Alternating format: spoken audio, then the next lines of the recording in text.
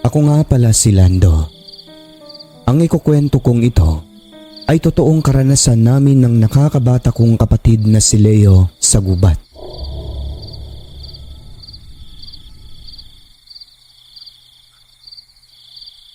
Kakalipat lang po namin noon sa naturang lugar. Sa South Cotabato po ito nangyari, Sir Alex, sa Mindanao. Paanan ng bundok. Lumipat kami doon dahil magulo ang dati naming tinitirhan. Hindi na lang ako magbabanggit ng mga lugar bilang respeto. Magulo po kasi nagpapatayan kahit na magkakamag-anak lang, kaya minabuti naming lisanin ang naturang lugar. Walang kasiguraduhan ang kaligtasan naming pamilya doon pagkat ang mga tao talaga pong makikipagpatayan kahit na ang kaaway nila ay kadugo lang. Nag-aalala kami na baka isang araw madamay kami o baka matamaan ng ligaw na bala mula sa magkabilang panig. Nang dahil doon ay umalis ang tatay namin at nagtungo sa mga kapatid niya. Mabuti na lang at nakahanap naman ang aking mga magulang ng malilipatang lugar. Sa kapatid lang din po ito ng tatay ko. Binigyan po kami ng lugar para pagtayuan ng bahay. Kaso paanan po ito ng bundok. Malayo sa pamayanan at malalayo ang mga kapitbahay, kaya naman sobrang tahimik na parabang kami lang yung mga taong naninirahan doon. O sabihin na lang natin na kami lang talaga. Kasi yung kasunod na bahay mula sa amin, nasa mga 1 kilometro yun, Sir Alex. Tapos walang kuryente, kaya naman malauling sa gabi. So ayun na nga po, kami ang inatasan na mag-alaga sa lupa ng kapatid ng aking itay. Bale, lupa po ito ng asawa niya na pinamana sa kanila. Mabait naman po sila, Sir Alex. Nag-alala rin po sa kalagayan namin, kaya sila na mismo ang gumastos para sa aming pamasahe makarating lang sa lugar na iyon. Nagsimula kami ng panibagong buhay doon. Nagkopra kami at nagtanim ng kahit na ano para mabuhay. Hindi naman kami pinapabayaan ng kapatid ni tatay. Isang araw, inaya ko ang aking itay na maglibot-libot sa mga lugar doon, lalo na sa gubat. Hindi siya pumayag, kami na lang daw pagkat marami siyang kailangang gawin sa bukid. Inaya ko rin noon ang aking kapatid na magtungo sa kagubatan upang mangaso at maghanap ng kahit na anong pwedeng mapakinabangan doon. Sinuong po namin ng gubat na yon, Sir Alex. May dala kaming tirador, itak at mga tali para gawing patibong sa mga ligaw na hayop doon. At dahil hindi pa po namin kabisado at wala rin pong daan, tinandaan ko na lang ang mga punong nadadaanan namin. Gumawa rin ako ng daan sa pamamagitan ng pagputol sa mga halamang nadadaanan namin, nang sa gayon ay may palatandaan kami sa pagbalik namin. Marami po kaming nadaanan na malalaking puno ng balite doon, Sir Alex. Sobrang laki ng iba. At mayroon din pong ibang uri ng mga puno na hindi ko alam kung anong tawag, basta ang lalaki po na hindi kayang yakapin ng 3 tao. Napakatayog puno na. Makikita mo sa tuktok may mga bubuyog na ang lalaki. Tahimik lang kami noon ng kapatid ko dahil hindi namin alam kung anong meron sa gubat. Unang naiisip namin noon baka may mga malalaking unggoy doon na aatake sa amin, kasi nga parang hindi pinupuntahan ng mga tao ang gubat na iyon.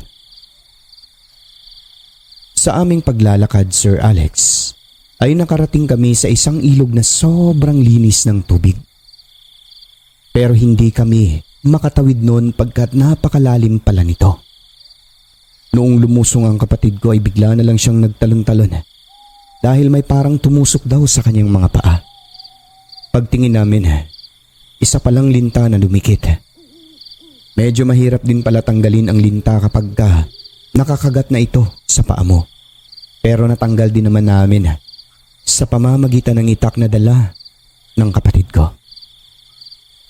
Gusto pa namin tuklasin sana kung ano ang meron sa unahan sa tawid ng sapang iyon. Hindi kami makatawid pagkat sobrang lalim nito at nakakatakot din po lumangoy. Baka kako may buwaya, kaya minabuti na lang namin na tumigil doon. Ang kapatid ko hindi rin marunong lumangoy. Humigit kumulang 2 oras po ang lakaran bago narating ang ilog na iyon. Sobrang layo nito. Pagtingin ko sa gawing kanan ng ilog, may nakita akong malaking putol na puno sa gilid. Noong inuga ko ito gamit ang aking paa, napakagaan lang pala. Noong inikot ko na ito, Sir Alex, isa palang bangka nayari sa malaking puno. Parang matagal nang iniwan doon dahil nakalibing na ang kalahati sa buhangin. Inangat namin ito ng kapatid ko pagkatapos ay nilinisan. Kuya, pwede pa to, bangka pala ito. Oo, tara subukan natin sa tubig. Sinubukan namin, Sir Alex, at ayun, pwede pa nga ang gamitin. Pangtawid doon sa ilog na yon. Wala siyang kabutas-butas. Kaso wala naman kaming sagwan kaya ang ginawa namin ay inahon ulit ito sa lupa. Tinalian namin sa puno gamit ang baging. Gawa na lang tayo ng sagwan sa bahay, sabi ko sa aking kapatid. Sige kuya, tapos balik tayo rito ha. Tatawid pa tayo sa kabila. Oo, baka doon tayo makahanap ng hayop. Umuwi na kami, Sir Alex. Habang naglalakad sa gubat, doon palang alam mo nang marami talagang hayop kasi may mga bakas sa lupa at doon sa ilog. Kagaya ng paa ng baboy ramo, mga ligaw na manok dahil naririnig naming tumitilaok. Marami rin pong mga ibon na noon lang namin narinig sa tanang buhay namin. Mga kakaibang huni ba? Sabi ko pa, siguro ang daming hayop sa gubat na iyon kaya dapat maghanda talaga kami ng kapatid ko sa susunod namin na suong doon. Nakarating na kami sa aming bahay ng mga 4:00 pasado ng hapon. Nandudoon pala ang kapatid ni tatay at ang asawa nito. Doon ay nagtanong sila kung saan kami galing. Doon po sa gubat, tiyo. Uy, huwag kayo masyadong lumayo ha. Kasi maraming mababangis na hayop doon. Hindi naman po kami malayo. Pagsisinungaling ko na sagot sa aming tiyuhin. Pero ang totoo ay napakalayo po ng aming narating. Pero pwede naman po sigurong lumayo tiyo. Manguhuli kasi kami ng mga hayop ba? Libre ulam na yun. O ganun ba? Marunong pala kayong mga aso? Marunong naman po. Sumagot naman si Papa at sinabing, marunong din naman yung mga anak ko na yan. Dahil doon sa dating lugar namin, nangangaso rin yan kasama ang ibang mga kaibigan nila. Mabuti kung ganon. Pero paalala ko sa inyo, mag-iingat kayo ha. Kasi ang gubat na yan, pinoprotektahan talaga yan. Bawal mamutol ng mga puno dyan. At sabi ng ilang mga katribo, may mga engkantong naninirahan. Kaya wag talaga kayong lumayo ng husto. Opo tiyo, dyan lang po kami. Sabay tangu-tangu namin ng kapatid ko bilang pagtugon sa aming tiyo. Naniniwala din naman po kami sa mga engkanto, Sir Alex. Yun kasi ang sabi ni tiyo at tiya. Kahit na hindi namin naranasan yon, dahil batid naming may mga hindi talaga nakikita na kasama natin na naninirahan sa mundo. At base po sa kwento ng aming lola, may engkanto talaga at umiiral sila. Yung lolo at lola ko noong bumisita sila sa kapatid ni lolo sa bundok. Pinaalalahanan sila na kung anuman ang makikita doon ay huwag pansinin. Kinagabihan daw nakita ni lolo at lola na parang may nagchicheer dance sa babang bahagi ng bundok na iyon sa may kagubatan. Bigla na lang parang naging syudad ang lugar na iyon. At sa hindi malamang dahilan ay nagkaroon po ng napakaraming ilaw sa bahaging iyon na kaninang hapon lang habang kanilang pinagmamasdan ay puro lang naman kakahuyan. Di ba sabi ko sa inyo huwag kayong magturo-turo? Hayaan nyo sila. Hindi sila katulad natin. Sanay na kami dyan. May mga gabing nagpapakita talaga sila at yung mga liwanag na iyan, yung mga gusali na yan, komunidad nila. Naayon pa sa kwento ng aking lola, may mga malalaking gusali raw talaga, Sir Alex, na sobrang ganda pa. Pinaalalahanan sila na huwag pansinin at galawin kung anuman ang makikita nilang hindi pangkaraniwan sa lugar na iyon. Baka hindi na sila makauwi. Balik tayo sa kwento. Kinabukasan nun ay nagtungo kami ng kapatid ko sa ilog. May dala na kaming sagwa na ginawa ko. May mga tali rin kami upang magamit namin sa ilog na pangtali sa maliit na bangka na iyon. Pagdating po namin sa naturang ilog, ay agad po naming sinakyan ang bangka papunta sa kabila. Tumawid po kami, Sir Alex, sa naturang ilog upang alamin kung ano ba o ano pa ang nandoon. Kung may mga tao bang naninirahan sa unahan nito o kung marami bang hayop. At nang makarating nga kami sa kabila, ay tinali na namin ang bangka sa napakalaking puno ng balite sa ugat lang nito. Pagtapos ay naglakad na kami paakyat. Puro kakahuyan ang nakikita namin doon. Wala talaga kaming nakitang bakas ng tao. Pero may parang daanan po ng tao doon na nakakapagtaka kasi hindi po talaga ginagapangan ng mga halaman. Yun ang sinundan namin, Sir Alex. Pero dinala kami nito sa isang ilog na may malaking puno rin ng balite. Bulalas ng aking kapatid.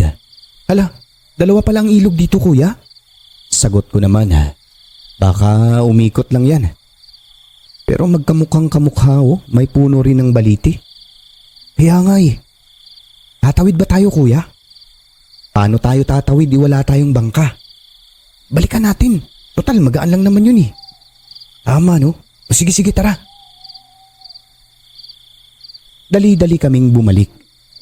Paglingon namin sa gawing kaliwa, Sir Alex, meron po kaming namataan na isang binaw. Ito po yung usa.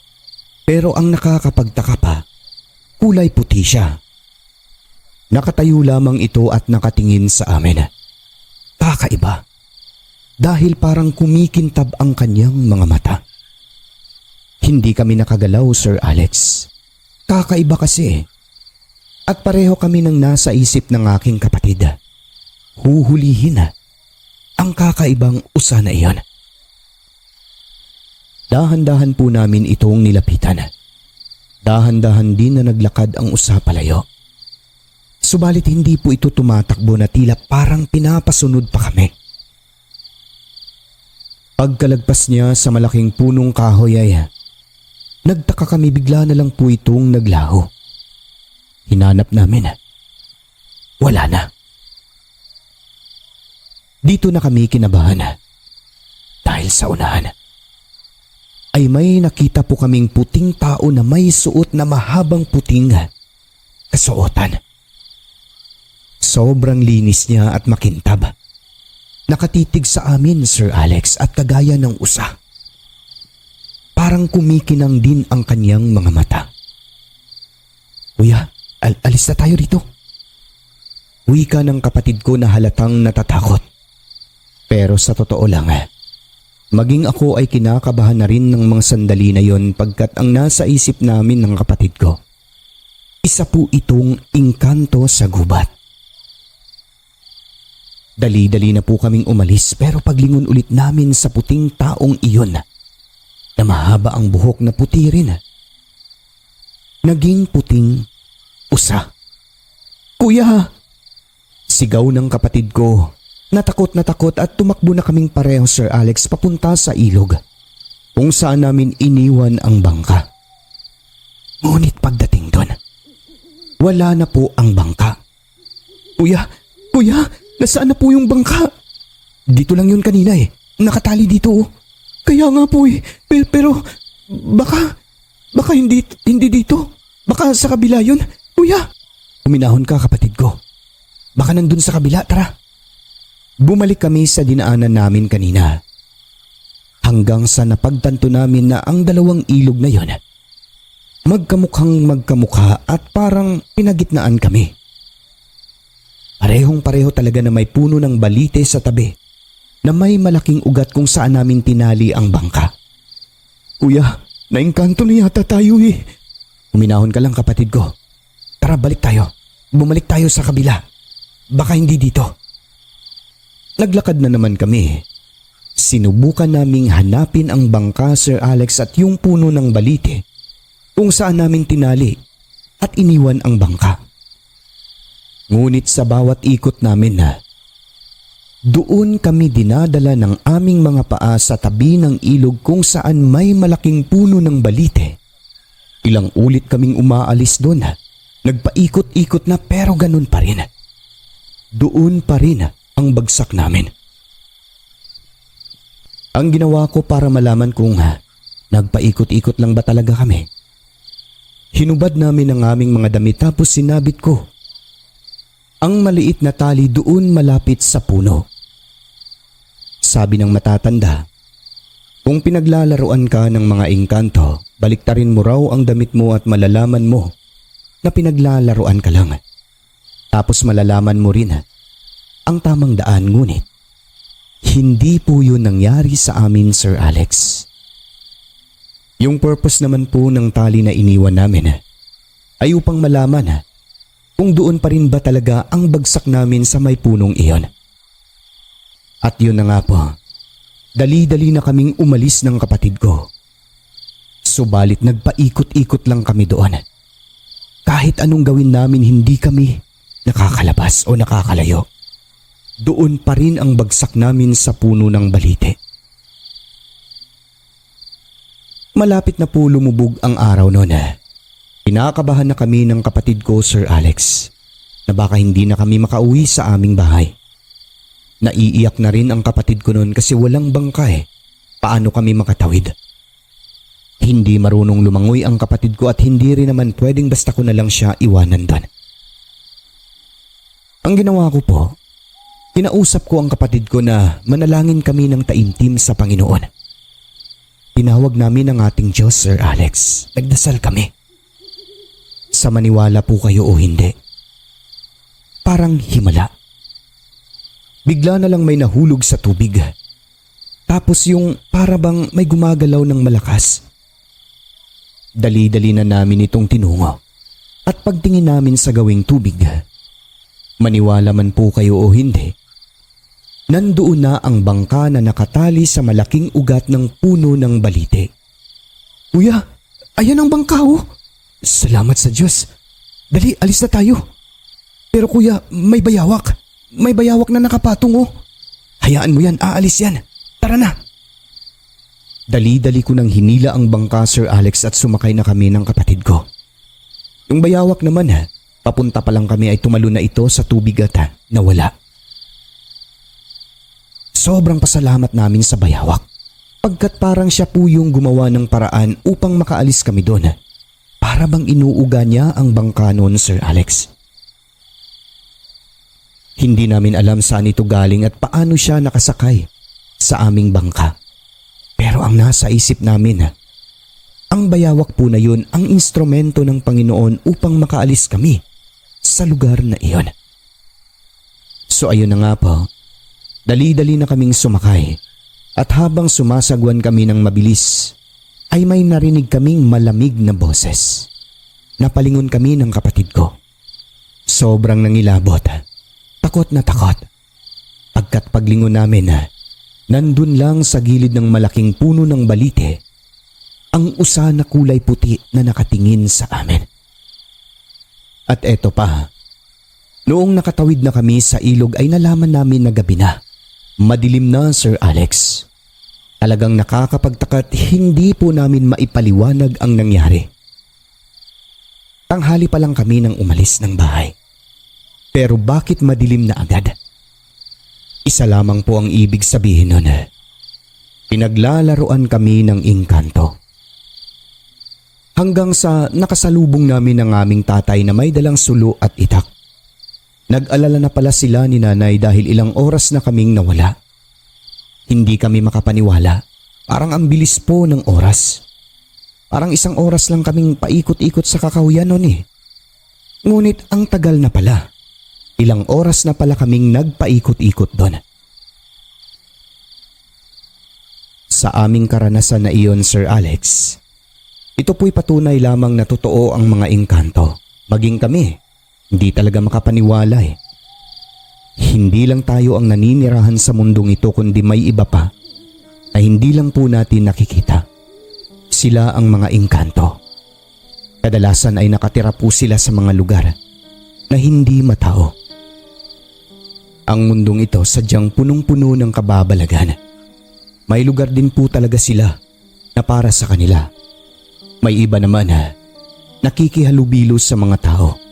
Hindi lang natin nakikita pero nandyan lang sa tabi-tabi. Minsan akala natin likhang isip lang sila. Pero ang masasabi ko na lang po ay totoo po ang mga engkanto pagkat danas po namin ito mismo ng kapatid ko.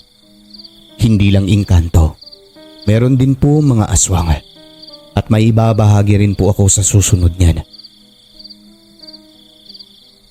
Matapos ang nakakatakot na karanasan namin na iyon ng aking kapatid, talagang nagbigay ito ng leksyon sa amin na dapat maging maingat din po tayo lalo na sa mga lugar na hindi matao.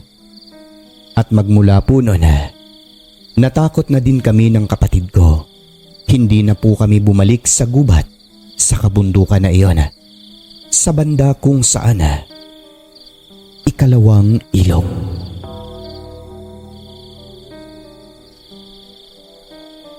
Maraming salamat po sa pakikinig. Sana ay nagustuhan ninyo. Hanggang sa muli, magandang gabi.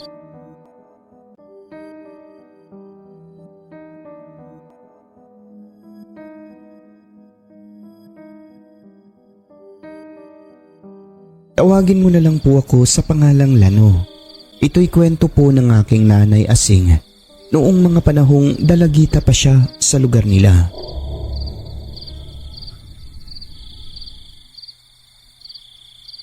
Nangyari po ito sa isang liblib na baryo sa probinsya po ng Iloilo. Doon pa naninirahan sina Lola Nona. Payapa ang kanilang lugar. Malayo po ito sa ingay ng syudad. Simple lang ang hanap buhay nila. Pagsasaka at yun ang pangunahing pinagkukunan ng mga residente doon sa kanilang pang-araw-araw. Kukonti pa lang po ang naninirahan sa kanilang baryo noon at hindi rin po malaki ang baryo na ito. Kaya halos magkakakilala lang po silang lahat. Kukonti lang ang babaeng dalaga sa kanilang lugar ng mga panahon na yun. Karamihan doon ay puro lalaki. Halos mga binata kaya kapag may magandang dalaga, ay talagang ang dami pong nanliligaw. Isang araw, may isang dalagang dumating sa kanilang baryo at ang pangalan nito ay Pakita. Ang edad nito ay hindi bababa sa 25 anyos. At malayo po itong kamag-anak ng isang pamilyang kabaryo nila Lola roon. Ayon kay nanay, napakaganda ng babaeng ito, Sir Alex. Mukha siyang artista. Napakaputi at kakaiba kung manamit sa ibang babaeng dalaga sa kanilang lugar. Para umanong nang aakit ng lalaki, ang babaeng ito kaya naman ang daming binata na nagkakagusto at nahuhumaling sa kanya. Gustong manligaw. Nangungupahan lang siya ng bahay. Nang tumagal, ay napansin ng mga kabaryo na may manliligaw si Pakita na pumupunta sa kanyang tinitiran at hindi lang isa kundi iba-iba ang mukha at mga taga-ibang lugar pa. Kung ano-ano ang chismis na lumalabas mula sa mga kabaryo kasi nga iba-iba ang manliligaw ni Pakita. May nagsasabing baka pihikan lang siya sa lalaki kasi nga maganda at may nagsasabi rin naman na baka babaeng nagpapagamit. So eto na nga po, Sir Alex. Minsan isang araw noon habang nakahiga si nanay sa duyan at nakikinig naman ng balita sa radyo ang kanyang mga magulang, ang aking lolo at lola habang gumagawa ng walis tingting. Bigla na lang nagsalita ang tatay niya. Ano yung sabi ng balita? May natagpo ang patay? Oo, Mario. Isang lalaki parang kinain daw ng wakwak dahil binutas ang tiyan at dibdib. Aba, mukhang nakarating na yata yan dito sa atin ha. Matagal ko na naririnig ang balitang iyan. Sa ibang lugar nga lang yon. May mga taong hindi nakakauwi at kadalasan ang biktima ay lalaki. Oo, alam ko yon, naririnig ko rin yon. Mga lalaki talaga yung binibiktima. Yung isang lalaking winakwak ang tiyan, nako. Siguradong aswang ang may gawa nun. Kaya nga eh. Ano kayang nangyari sa iba, no? Alin, yung mga hindi nakauwi? Abay, hindi ko alam. Pero uso raw ang aswang, baka... Alam mo na, sila yung may kagagawan. May mga lalaki rin kasi na alam ng delikado ang lugar. Walang pakialam. Alam naman nila na karaming aswang sa mga karatig bayan dito. Dumadayo pa rin. Hoy Mario, bago mo lang narinig na may nangyari na dito sa atin. Oo nga. Sabi ko nga kanina nakarating na rito eh. Hoy, mag-iingat ka Mario, lalaki ka. Alam mo namang lalaki ang gusto ng aswang. Nako, wag ako. Kasi may mga kamag-anak din akong aswang. Sagot ng aking lolo kay lola. Bagaman may napapabalitang biktima di umano ng aswang, wala naman nagpaparamdam sa kanila. Kaya ayon, ang gawain na lamang nila lola ay nakikibalita, nakikichismis sa mga kapitbahay sa madaling salita. Isang hapon, Sir Alex, madilim-dilim na ang kapaligiran noon. Habang pauwi si lola mula sa pamilihan ng isda, nakita niya ang isang kabaryo nilang si Benito. Kausap nito ang babaeng si Pakita at sabay silang naglalakad sa kalsada. Si Ben ay isang binata, kaya naman sa isip agad ng aking nanay, nanliligaw siya sa magandang dalaga na si Pakita. Tuwing lalabas si nanay, palagi niya naman na tsetsempuhan si Benito na parang inaabangan sa pag-uwi ang dalagang si Pakita. Pero kapag may ibang manliligaw ang babae, hindi siya pumupunta. So, eto na nga po yung pangyayari. Lumipas ang ilang linggo. Nagkagulo ang baryo dahil nawawala si Benito.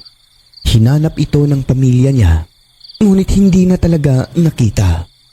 Pinuntahan na ang posibleng pinuntahan ng binata ngunit sa kasamaang palad ay hindi talaga ito nahanap.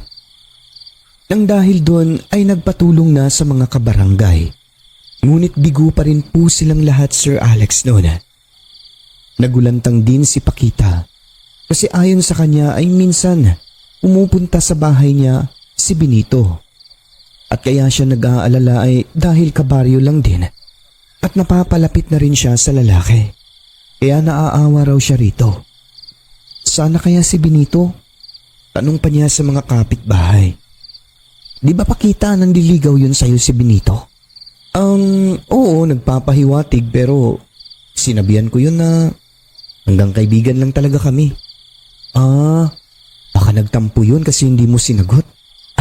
Hindi naman siguro ganun. Sige ha, dito na ako, may gagawin pa po ako. Nung nagpaalam si Pakita ay chinismis siya ng mga kabaryo. Ang sabi ng mga ito, Hoy Mare, grabe yung babae na yun no? Karaming lalaki nanligaw. Pero ni isa, parang wala siyang sinagot. Kaya nga baka kalapati yan. Uy, anong kalapati ibig mong sabihin? Yung mababa ang lipad? Ay oo nga no. Diba? Hinaan niyo ang busis niyo marinig kayo. Sabi ng mga chismosa sa baryo. Laking gulat nila Sir Alex. Dahil pagkasabi nilang ganon, ay lumingon sa kanila si Pakita. Na tila ba, narinig ang pag-uusap nila. Kaya pasimple lang ang tatlong chismosa na akala mo iba ang pinag-uusapan. Si Pakita pala, maganda raw sana pero parang kalapating mababa ang lipad. So, yun na nga po Sir Alex.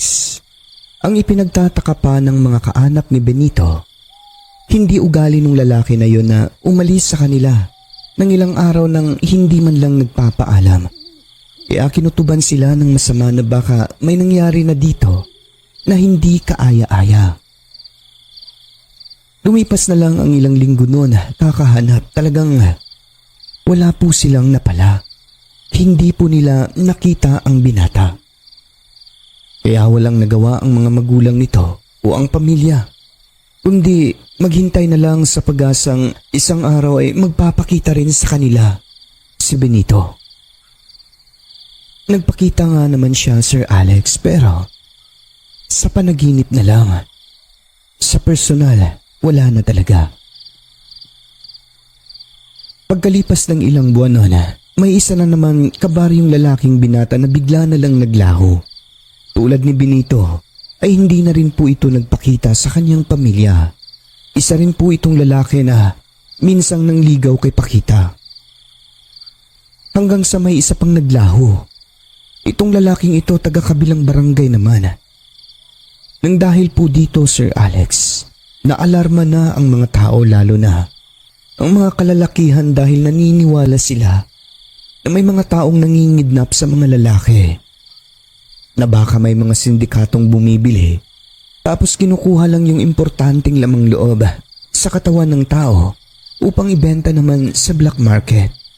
Pero ang hindi agad naisip ng mga tao, lahat ng nawawala kalalakihan lang at may history sa panliligaw kay Pakita. Kung lamang loob lang naman kasi ang hanap nung sindikato, ay pwede rin naman babae. Kaya pala isipan kung bakit lalaki lang yung mga bigla na lang naglaho. So, ayun na nga po. Sunod-sunod na mga kalalakihang binata ang naglalaho na parang bula. Pero may iba na naniniwalang sumama lang sa mga rebelde. Ang iba naman, naniniwala silang kinukuha ito ng mga sindikato. Ngunit dahil sa impormasyon ng isang matanda, ay pinuntahan nila si Pakita at tinanong kung may kinalaman ba ito sa misteryosong pagkawala ng mga kalalakihang nanliligaw sa kanya. Ngunit wala rin silang nakuhang matibay na impormasyon na nagsasabing si Pakita ay may kinalaman sa paglaho ng mga kalalakihan pagkat, aniya, bakit naman daw niya gagawin iyon at isa pa babae lang siya? Hindi niya kaya ang mga lalaki. Oo, manliligaw sa kanya. Pero wala siyang alam sa paglaho ng mga ito. Sa mga uri ng tanong ninyo, parang ako yung mukha ba akong kidnapper? Bakit sa akin yung hinahanap ang mga nawawalang tao rito? At mukha ba akong aswang? Bakit niyo sinasabing aswang ako? Sabay turo niya sa isang matanda. Hindi naman sa ganun, mama. Nagtanong lang kami. Nagtanong lang kami sa iyo kasi baka may impormasyon ka lang. Yun lang naman. Ang sa amin lang na baka makatulong ka. Wala ho, at huwag niyo po akong pagbintangan. Alam ko pinagbibintangan ninyo ako. Lumayas na kayo. Galit na galit si Pakita kasi base sa pagtatanong sa kanya ay parang may kinalaman talaga siya. Kaya sinigawan niya ang mga tao.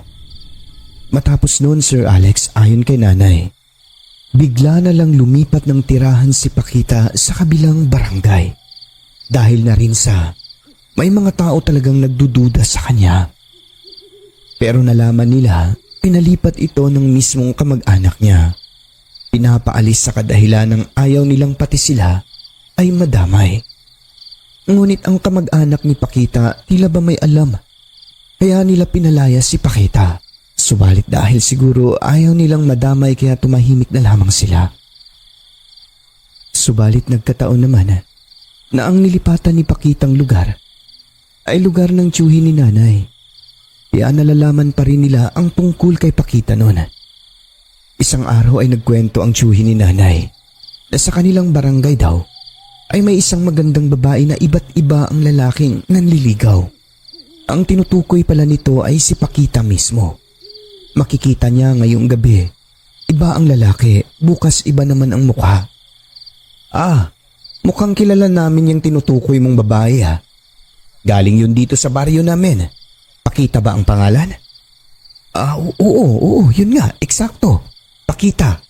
Naku tiyo, alam mo, kaya umalis yun dito dahil pinagdududahan na may kinalaman sa mga lalaking bigla-bigla na lang pong naglalaho. Mga manliligaw niya kasi yun eh. Ganun ba? Abay naririnig ko sa balita yan ha. Bakit naman siya ang pinagdududahan? Kasi tiyo, sabi nung iba baka may kasama raw yan ng mga sindikato. Parang nangingidnap daw yan ng mga lalaki, yung mga manliligaw niya. Tapos kinukuha raw yung mga importante sa loob at yung tinatransplant sa iba. Alam ko na. Oo, black market, mga sindikato, umiiral yan. Kumusta naman doon, Pilo? Nagkakagulo ba ang tao sa inyo? Baka tulad dito simula nung dumating yung Pakita ha. May mga naglalaho. Wala naman po doon. Mabuti naman kung ganun. Baka hindi pa nila kailangan. Hoy, maging mapagmatsyag kayo doon. Kasi maraming nagdududa sa babae na yon. At saka Tio, may nagsabi rin na baka aswang daw yung babae na yon. Si Pakita? Opo. Kasi alam niyo yung balita dati pa? Yung lalaki na natagpo ang wakwak ang tiyan? Oo, parang narinig ko yun. Yun Tio, baka may kinalaman din daw yung Pakita na yun. Baka marami raw yan sila aswang. Tahimik naman dun sa aming baryo. Baka, haka-haka lang yan ng mga tao. Sagot ng tiyuhin ni nanay. Pero sa loob-loob niya, sinabi nitong kanya raw pupuntahan yung hinablos niya o yung pamangkin po sa Tagalog Sir Alex na isang antingero. Kakausapin niya at susubukan niya raw paligawan si Pakita sa kanya. Total binata rin naman yun. Pero ang pakay talaga ay upang malaman ng pagkatao ni Pakita. So ayun na nga po, nag-usap-usap na. Ang pamangkin ng tiyuhin ni nanay ay si Phil. Pumayag naman ito sabay pakita sa habak nito na magbubunyag raw kung aswang ba ang isang tao. Eto Tio, isa lamang itong ordinaryong bala ng baril, 45. Pero may laman ito sa loob. Abo ng bagakay, pulbura, at iba pang mga sangkap na magpapabunyag kung aswang ba ang isang tao. Gagamitin ko ito para sa kanya. Malalaman din kung isang mambabarang ang tao. Sige Phil, mabuti yan. Subukan mo. Balita ko'y tumatanggap naman daw ng ligaw yung babaeng iyon. Sige Tio, gagawin ko yan.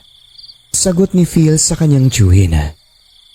Habang tumatagal ay nagdududa na rin talaga kasi ang mga tao Sir Alex. Dahil sa dami ng manliligaw ni Pakita ni isa, ay wala siyang sinagot. Tapos bigla na lang maglalaho ang iba. Sa isang taon may 2 o 3 manliligaw na bigla-bigla na lang pong hindi uuwi, naglalaho na parang bula. So eto na nga po. Gumawa ng paraan si Phil upang makalapit sa babae.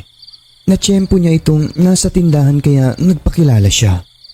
Pero nang mga sandaling iyon, hindi pa niya dala ang kanyang habak.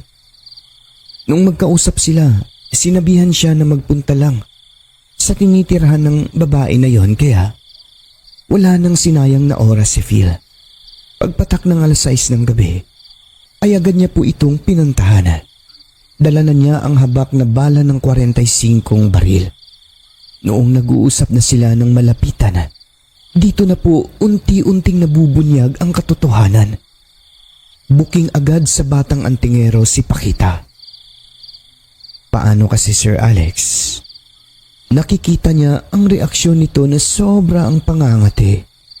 Tinanong niya ito ng diretsahan. O bakit ka parang nangangati? Anong problema, Pakita? Wala naman. Akuan kasi na-allergy yata ako sa kinain ko kanina eh. Ganun ba? Sigurado ka? Oo. Sagot nung dalagang maganda. Sa patuloy niyang pagkamot ay namumula na ang kanyang balat. Ngunit parang nakahalata ang babae sa kanya, Sir Alex. Kasi panay tingin ng pasimple kay Phil. Bukod doon ay parang nararamdaman niyang may suot na bagay na siyang naging dahilan kung bakit nangangati ng todo itong magandang dalaga. Hanggang sa hindi na po nakatiis ang babae, hindi na nakayana ni Pakita, kaya bigla itong tumayo habang kinakati ang buong katawan ng marahas. Pagkatapos ay sinabi niya kay Phil na umalis na at bumalik na lamang sa ibang araw. Si Phil naman Sir Alex ay dali-dali nang tumayo habang nakatitig sa babaeng hindi makatitig sa kanya sa mata. At bago po siya umalis, ang sabi niya, "Alam ko naman kung bakit ka nangangati, Pakita. Sige, aalis na ako. Maya-maya lang pag alis ko wala na yan. Ingat." Sabay alis ni Phil. Titig na titig naman sa kanya si Pakita na halatang nagulat at parang natataranta na rin. Kinabukasan lang Sir Alex. Nalaman na lang nila umalis na si Pakita sa inuupahan nitong bahay. Ibig sabihin, Totoong aswang nga ang babaeng ito at lumaya siya dahil natuklasan na buking ang kanyang sikreto. Pero sa kasamaang palad, Sir Alex, natuntun pa rin nila ang nilipatan ng babaeng ito. Nagkataon kasi na malapit ito sa bahay ng kapatid ni Phil sa kabilang barangay.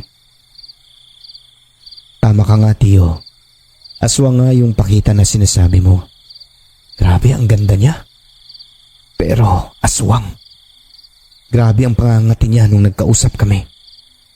So ibig sabihin totoo yung mga kumakalat. Oo, Tio. Nakahalata yun kaya ayun pinalayas ako. May kinalaman kaya siya sa pagkawala ng mga lalaking manliligaw niya? Malamang, pwede. Pero wala tayong sapat na katibayan. Pero titignan ko ang aking magagawa, Tio. Sige, Phil. Tulungan mo ang mga tao. Oo. Sinundan ni Phil ang babae. Pumunta siya sa kapatid niya at doon muna sa isang kubo na natili upang alamin pa ang tungkol sa babaeng magandang dalaga na si Pakita. At doon nga po'y natunto niya ang tinitirhan nito. Pero may sinabi yung asawa ng kapatid niya tungkol sa pamilya ng babae na yun. Ayon sa kanila, yung bahay daw po na yun ay bahay talaga nila Pakita. Ang nanay daw ni Pakita ay bantog na aswang sa kanilang lugar dati. Pero matagal na raw yun namatay. Ngunit lahat daw ng kadugo nila Pakita sa ibang lugar o sa mga karatig, lalo na yung lugar na sikat, na mga aswang ang nakatira. Si Pakita lang daw ang hindi pa naging aswang kasi bata pa. Ngunit ang hindi nila alam, aswang na rin ito. Ang nakapagpatunay nun ay ang kamag-anak namin na si Phil.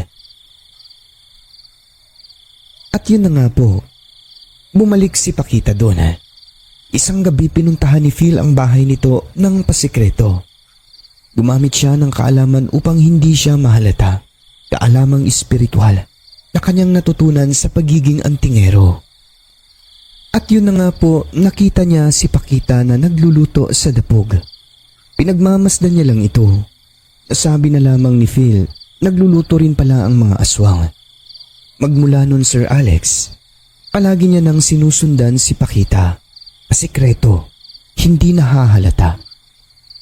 Pero isang gabi, habang naglalakad si Phil sa madilim na daan, galing sa lugar ng babae, ay bigla na lang po siyang ginaluhong ng aswang. Isang babaeng malahalimaw na umatake sa kanya.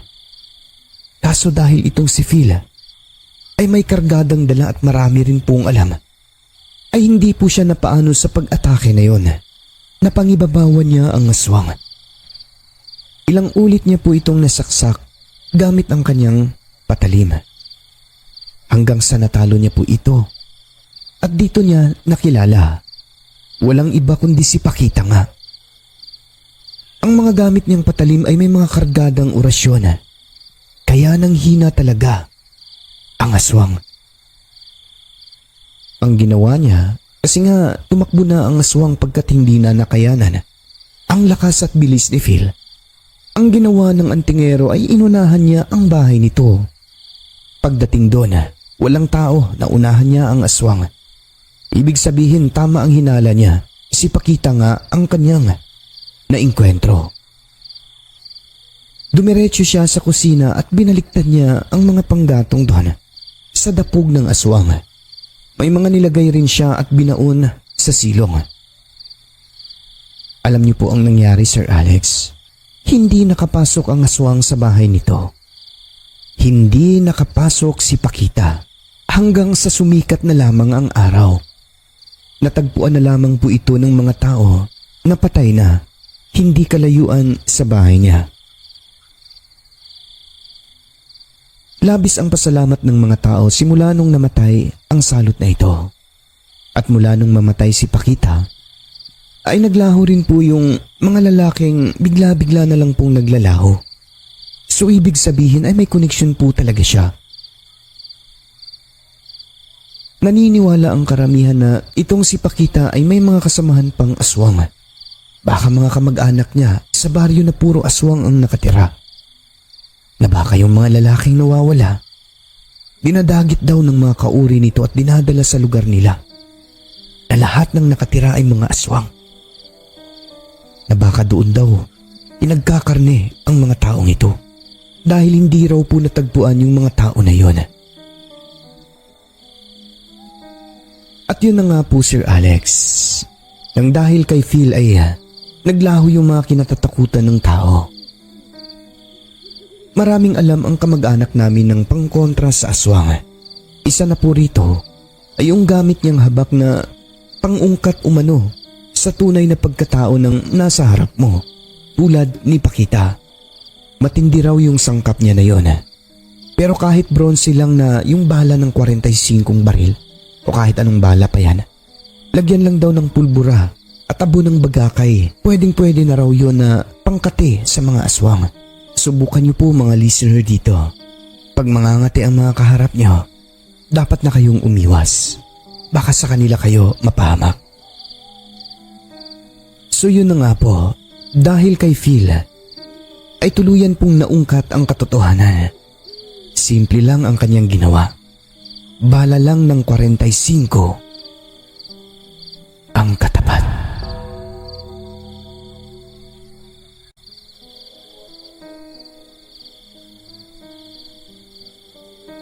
Ako nga pala si Noro. Ibabahagi ko po ang kwento ng aking tatay tungkol sa karanasan ng isang misteryosong taong nakilala niya sa maikling panahon. Isang taong dating baliw na laging tulala sa lugar nila. Pero kalaunay tumino ito dahil na rin sa tulong nila tatay. Binata pa ang tatay ko ng mga panahon na yon. Naging utos-utusan nila ito. Naging kaibigan dahil mabait na tao at alam nilang hindi talaga ito baliw, kundi malalim lamang ang problemang iniisip.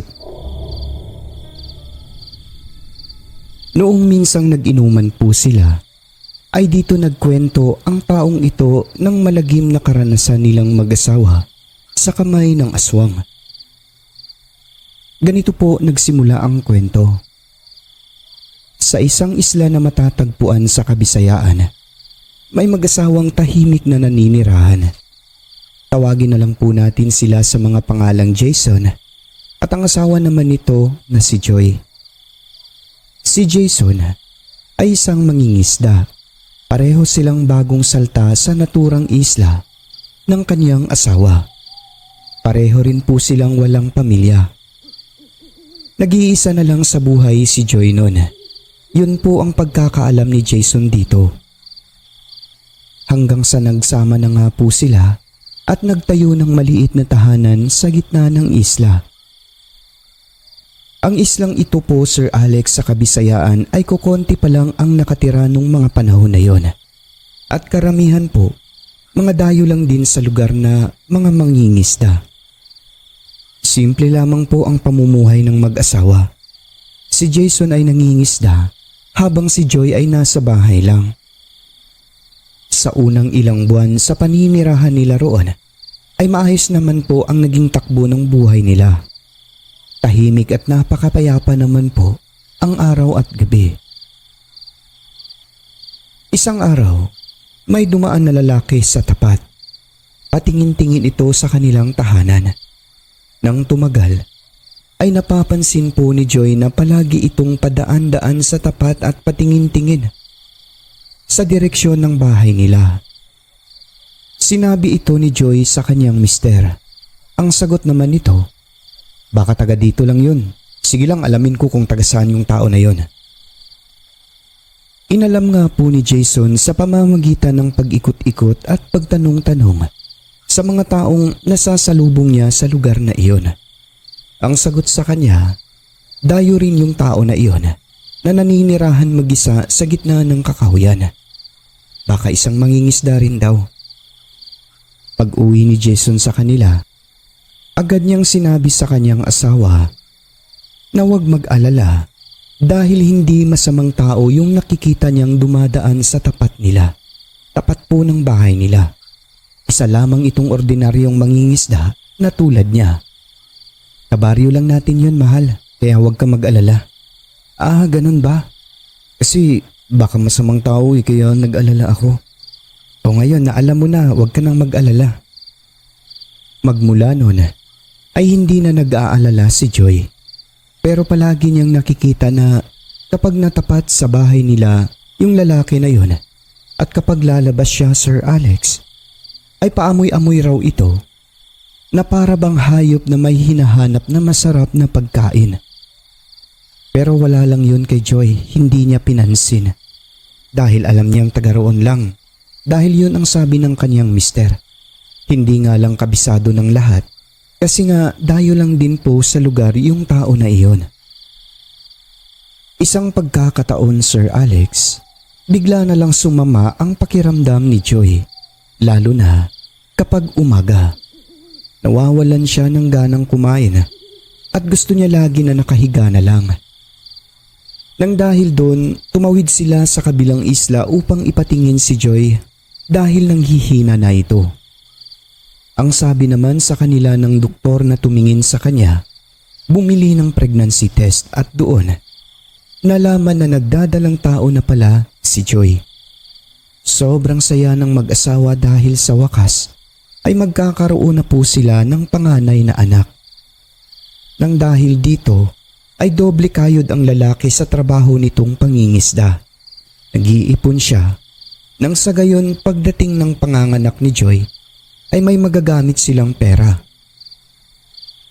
Magmula noon, Sir Alex, palagi na dumadaan yung lalaking yun sa tapat ng kanilang tahanan.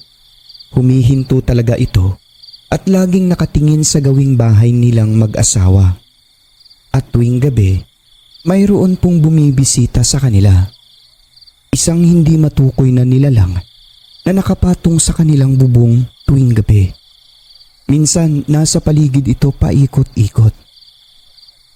Si Jason naman ay hindi naniniwala sa mga aswang noon at ang sabi nito kung totoo man na may mga aswang ay hindi siya natatakot dito aniya sa kaniyang asawa dahil tao lang daw ang mga yan. Para sa kanya ay malabo na may aswang. Ang asawa niya naman, laging sinasabi nito na wag nang mangisda ng gabi dahil natatakot siya. Parang may aswang daw talaga na paikot-ikot kapag wala si Jason. Huwag ka matakot, mahal, dahil ang mga aswang likhang isip lang yan. Ang mga naririnig mong kaluskos dyan at saka yung sinabi mong hingal, naku, hindi yan totoo. Mga hayop lang yan kasi alam mo naman ang lugar dito. Napapalibutan tayo ng mga kakahuyan. Kaya mo lang nasabi yan kasi wala ka rito lagi. Iba talaga ang pakiramdam ko, mahal eh. Para bang may nakaabang sa akin sa labas at parang may nakatingin. Huwag ka na lang lumabas para hindi ka matakot. Sa isip mo lang yan, maniwala ka sa akin. Sagot ni Jason sa kanyang asawa. Ngunit noong minsang nagtungo si Jason sa tindahan na kung saan mga 10 minuto rin ang distansya mula sa kanila, ay may narinig siyang usap-usapan. May mga nagchichismis doon. Ang sabi ng mga ito, may aswang daw na gumagala sa isla. Pero nung dumating si Jason doon, para bang ang pangit ng salubong na tingin sa kanya dahil mukhang siya yung pinaghihinalaan ng mga tao base sa uri ng titig ng mga ito. Kasi nga dayo lang din sila Jason sa lugar na yon at asawa niya. Pero habang bumibili siya, ay biglang nagsalita ang tendera at sinabing, Jason, wala ka bang napapansin na kakaiba dyan sa inyo? Ano pong kakaiba, manang? Yan yung pinag-uusapan nila. May naririnig ang mga tao na may aswang. Yung isang batang anak ng kabaryo natin, nakita niya may aswang sa bubong ng bahay ng kapitbahay. Kayo ba, hindi ba kayo nakakaranas doon? Hindi naman po, manang, pero ang asawa ko nabanggit niya po yun na parang may nakatingin daw lagi sa kanya at parang may nakapatong sa bubong namin. Ganun ba? Naku, baka buntis ang asawa mo, hindi ba naman? Ay oo, manang, buntis po ang asawa ko. Bago lang din po namin nalaman. Hala, mag-iingat kayo ha? Kasi baka totoo yung sinasabi nila at saka yung sinasabi ng asawa mo. Alam mo kasi Jason, ang mga buntis, nakakaramdam yan. Ganun po ba, Manang? Oo.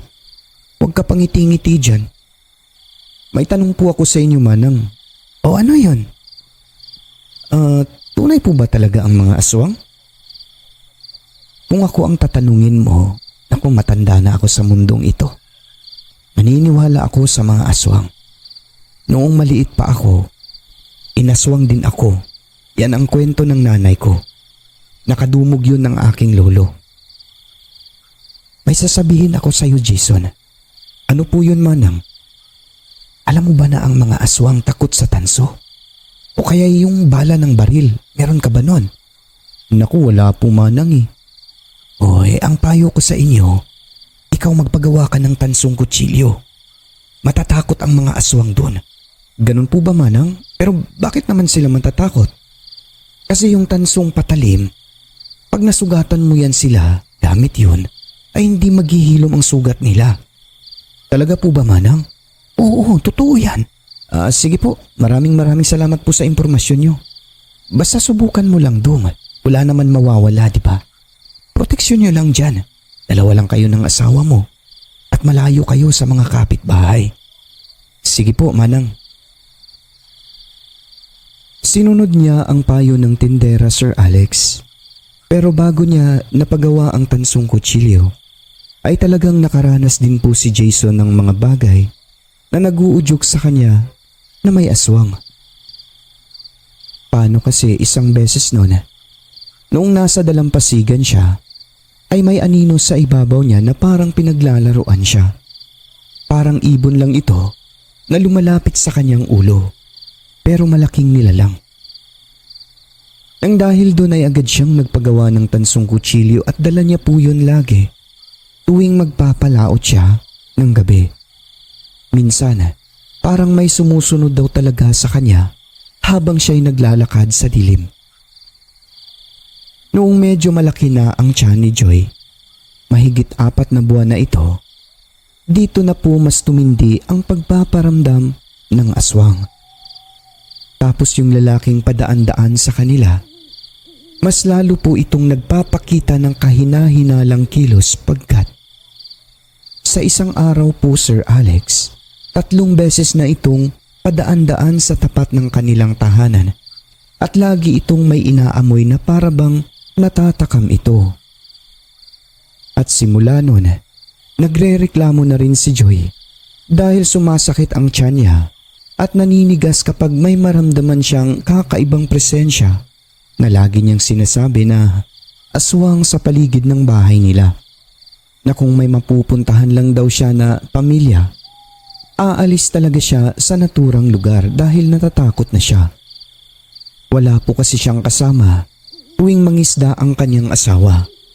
Dati sumasama naman siya sa dalampasigan pero kapag magpapalaot, no choice kundi magpaiwan talaga si Joy, lalo na nung nagdalang tao na siya at malaki na ang kanyang tiyan. Isang hapon, Sir Alex, kung kailan wala si Jason sa bahay nila, yung lalaking iyon ay huminto talaga sa tapat ng bahay nila na may dalang sako. Humihingi ito ng tubig kay Joy kasi nauuhaw daw siya. Ang buntis naman ay binigyan niya dahil nasa bungad na ito ng pintuan nila na nagtatawag. Pagkaabot niya ng baso dito, nakita niyang malikot ang mata ng mama. Patingin-tingin sa paligid tapos parang may inaamoy na mabango. Pero nagtaka siya at natakot dahil yung tiyan niya ay naninigas. Dito po, talagang medyo kabado na si Joy na may kakaiba sa tao na iyon. Matapos makainom ng tubig ay nagpasalamat naman ang lalaki. Pagkatapos ay umalis na. Ngunit magmula noon, palagi na itong humihingi ng tubig sa kanila. Madalas na po itong nakikiinom pagkat malayo raw ang kaniyang nilalakad. Noong minsang tinanong siya ni Jason kung ano ang pinagkakaabalahan nito sa isla, ang sagot ng lalaki, abala lang siya sa paghahanap niya ng pagkakakitaan tulad ng uling. Bagay na ipinagtataka naman ni Jason dahil ni minsan Hindi nila ito nakita na may bitbit na uling. Halata ring nagsisinungaling dahil yung kanyang mga mata ay sobrang likot nito. Hindi rin tumititig sa kanila ng mata sa mata. Dito na nagkakaroon ng pagdududa si Jason sa lalaki. Pero andyan din sa isip niya na baka normal na tao lang ito na nakikipagkaibigan sa kanila dahil mag-isa lang itong naninirahan sa kakahuyan. Buong akala nila ganun lang. Napag-aakala nila okay lang ang lahat. Pero isang gabi, Sir Alex, nagimbal si Jason sa kanyang naabutan. 9:00 ng gabi, pauwi na siya galing sa laot. Pero kinakabahan siya sa di malamang dahilan. Kaya nang dahil doon, ay nagmamadali na siyang umuwi sa kanila. Tagaktak ang kanyang pawis habang tumatakbo papunta sa kanilang munting tahanan. Pagdating niya ay agad niyang tinawag ang kanyang asawa. Joy! Joy! Nandito na ako, Joy! Joy! Subalit wala pong Joy na sumasagot. Mas lalong kinabahan si Jason nang mapansin niyang nakabukas ng bahagya ang kanilang bintana sa kwarto at ang pintuan. Dito'y binitawan niya ang kanyang timba na may lamang isda at patakbo nang umakyat sa tahanan nila. Pagtingin niya po sa kwarto ay nakita niyang nakasalampak na ang kanyang asawa sa sulok at nagkalat po ang mga talsik ng dugo. Sobrang nakakagimbal at kalunos-lunos po ang sinapit ng kanyang asawa. Kasi Sir Alex, wakwak na po ang tiyan nito. Binutas ng aswang at kinuha po yung sanggol. Nagtamo ito ng napakaraming sugat sa katawan. Halos mapuno. Pati na ang kanyang mga siko. Isang palatandaan na lumaban si Joy kaso hindi niya kinaya dahil isa lamang siyang babae at buntis pa. Pero may napansin pa si Jason sa liig ng asawa niya habang karga-karga niya ito. May butas po doon na parang sinipsip ang kanyang dugo. Sa sinapit ng mahal niyang asawa ay napaluhod na lamang si Jason habang umiiyak sa kanyang naabutan. Karga-karga niya at yakap-yakap ang kanyang asawa. Sa isang iglap, nawala ang kanilang mga pangarap. Para siyang binagsakan ng langit at lupa. Matindi ang galit na nararamdaman sa puso. Pinagsusuntok niya at pinagtatadyakan ang dingding ng kwarto nila habang siya'y umiiyak. Maya-maya ay napansin niyang bago pa lang ang pangyayari pagkat ang mga dugo ay presko pa. Maging sa mga dingding parang bago lang tumalsik. Kaya dali-dali niyang kinuha ang kanyang tansong punyal at itak. Pagkatapos ay tumakbo palabas ng nakapaa lamang. Walang tunog sa kanyang pagtakbo patungo sa isang kubo sa gitna ng kakahuyan. Ang kubo ng lalaking pinagdududahan niyang may kagagawan sa pagkamatay ng kanyang asawa. Pagdating niya nga po roon, ay naabutan niya yung lalaking humihingi sa kanila ng tubig. Aswang nga po ito, gaya ng kanyang hinala. Isang mangtas na aswang. Nakita niyang may mga dugo pa ang bibig nito at ang dibdib niya. Nakatalikod ito sa kanya at parang may nilalantakan. Abalang-abala sa ginagawa na parang walang pakialam sa paligid. Na hindi man lang niya napansin na nasa likod na niya ang asawa ng kanyang biniktima. Walang ano-ano ay ginilitan po ito ni Jason gamit ang kanyang tansong kutsilyo. Hindi na niya binigyan ng pagkakataon na makatakas. Pagkalapit niya ay diretso gilit habang nakahawak sa mga buhok nitong nananayo pa. Sinundan ng pagtarak ng tansong punyal sa leeg nito at sa ibang bahagi ng katawan. At sa sobrang galit ay tuluyan niya po itong pinugutan. Walang tigil po yun, Sir Alex. Tinadtad niya ang halimaw hanggang sa hindi na ito gumagalaw. Matapos nun, tinignan niya kung ano ang kinakain ng aswang. Mas lalong napahagulgol sa kanyang nakita at natuklasan si Jason. Pagkat ang sanggol nila ito, na kinuha ng aswang sa tiyan ng kanyang asawang nagdadalang tao. May natira-tira pa kasi at alam niyang anak niya iyon. Sa labis na galit, Sir Alex, sinunog niya ang aswang kasama ang kubo nito. Sinigurado niyang tupok ang lahat bago niya po ito iniwan. Sa nangyari sa asawa at anak niya, inumaga po siya na nakaupo lamang sa tabi ng bangkay ng kanyang asawa sa loob ng kanilang kwarto. Umiiyak lang po si Jason habang yakap ang kanyang asawa. Hindi niya matanggap ang nangyari. Hindi niya namalayan. Nakatulog siya sa sobrang pagod. Sana panaginip lang ito, aniya. Pero totoo talaga dahil paggising niya ay nasa tabi siya ng kanyang asawa na maraming dugo. Hanggang sa kanyang paggising ay umiiyak siya dahil hindi katanggap-tanggap ang pangyayari. Halos hindi niya alam ang kanyang gagawin nun. Halos mabaliw siya ura-urada. At dahil wala naman pamilya ang kanyang asawa, ang ginawa niya po, Sir Alex, masakit man sa loob niya. Inilibing niya na lamang po ang kanyang asawa ng sikreto di kalayuan mula sa kanilang tahanan.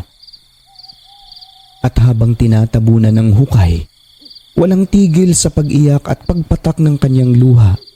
At walang tigil rin na humihingi siya ng tawad sa kanyang asawa pagkat hindi man lang niya naprotektahan ito sa kamay ng aswang. Grabe ang kanyang pagsisisi. Kung naniwala lang daw siya sa kanyang asawa, siguro hindi mangyayari yon. Pero huli na dahil nangyari na. Masakit man, tinanggap na lamang ni Jason. Noong naibaon na niya ang kanyang asawa ay sinunog niya naman ang kanilang munting tahanan. Pagkatapos ay umalis na siya sa naturang lugar. Kung saan-saan siya nakakarating, Sir Alex, madalas walang kain-kain.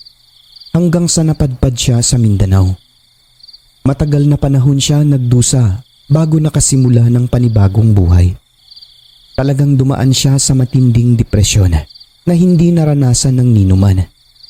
Naging palaboy siya at naging baliw pero sa awa naman po ng may likha, katagalan ay bumalik sa tamang katinuan sa tulong na rin nila tatay. Dito nalaman ang punot dulo kung bakit naging ganun si Jason. Dahil pala sa matinding karanasan nito sa buhay sa kamay ng mangtas na aswang.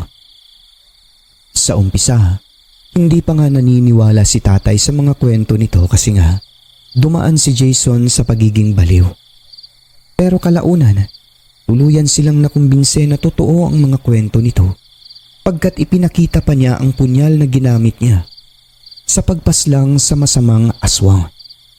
Isang punyal na gawa sa tanso at kumikinang pa nang ilabas niya ito.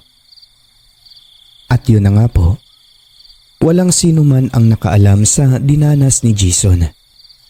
At walang saksi na nilibing niya ang kanyang asawa sa gitna ng isla. Wala rin nakaalam na may pinatay siyang aswang kundi tanging mga punong kahoy lang sa paligid. Sa pagdaan po ng panahon, wala rin pong nakaalam kung may nakatuklas ba sa mga patay na nilibing niya sa isla na yon, yung aswang at ang katawan ng kanyang asawa. Pero lagi niya pong pinagdadasal na sana ay mapatawad siya sa kanyang ginawa. Hindi niya umano ginusto ang mga nangyari na yon. Hindi rin siya sigurado kung may pamilya ba talaga ang asawa niya kasi sa pagkakaalam ni Jason, nag-iisa na lang po ito sa buhay. Natakot lang daw siya na humingi ng tulong sa mga kaisla doon dahil baka siya ang pagbintangan. Mula nung magkwento si Jason, ayon kay tatay ay hindi na ito nagpapakita tapos hindi na nakikipag-usap masyado sa kanila. Pagkaraan ng ilang linggo, nalaman na lang nila na umalis na ito sa kanilang lugar. Kaya niya raw siguro ginawa yun ay dahil ayaw niya malamang na malaman ng kung sino ang kanyang mga nakakalungkot at nakakagimbal na nakaraan. Na baka nasabi lang ito ni Jason sa kanila dahil sa nalasing ito sa alak. Isa pang rason ay ang lagi nilang pagtatanong sa buhay ni Jason. Isa pang hindi malilimutan ni tatay sa kanya ay nung sinabi nito na namatay man ang kanyang asawa at anak, ngunit nakaganti naman siya sa aswang. napatay niya rin ng kalunos-lunos ang halimaw na pumatay sa kanyang mag-ina. Yun po ang kwento ng aking tatay tungkol sa misteryosong tao na merong malagim na nakaraan. Isang simpleng mangingisda na pinatay ang mangtas na aswang.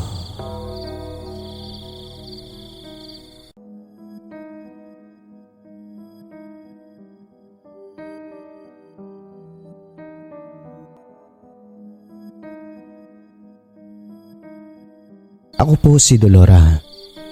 Ang kwentong ito ay tunay na karanasan ng lola ko na si Nanay Judith.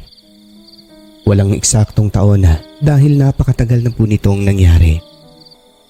Dalaga pa siya ng mga panahon na yon. Ito po ay kwento sa akin ng aming nanay. At para mas maintindihan, point of view po ni Lola ang gagamitin natin sa kwentong ito. Ako si Judith, tubong Iloilo, at dalaga pa ako nang mangyari ito. Nang mga panahon na yon, pumunta ako sa aming tiyahin na asensado sa buhay. Sa isang lugar po ito sa Iloilo. Hindi ko na lang po babanggitin kung saan eksakto bilang respeto.